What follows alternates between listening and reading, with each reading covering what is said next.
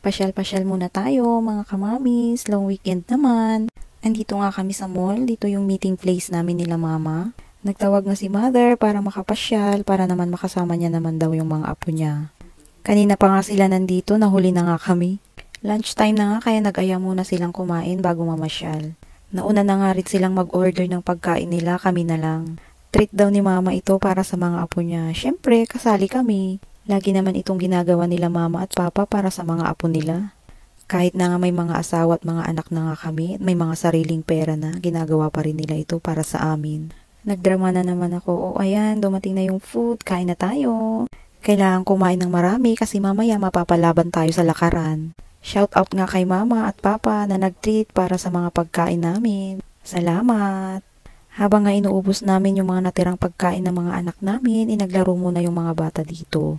Hindi naman kasi masyadong mainit kaya hinayaan muna namin silang maglaro. Ito na nga yung overview ng Baguio City. Tanaw muna dito yung University of Cordilleras. Bago nga kami umalis, nagpicture-picture muna itong mga magpipinsan. Yung 2 boys, yun po yung mga anak ko. And then yung 4 girls, yun po yung mga anak ng mga kapatid ko naman. Yun lang po muna sa ngayon. Salamat po ulit sa panonood nyo. Don't forget to follow me para sa mga susunod pang mga videos. Salamat! God bless po sa ating lahat!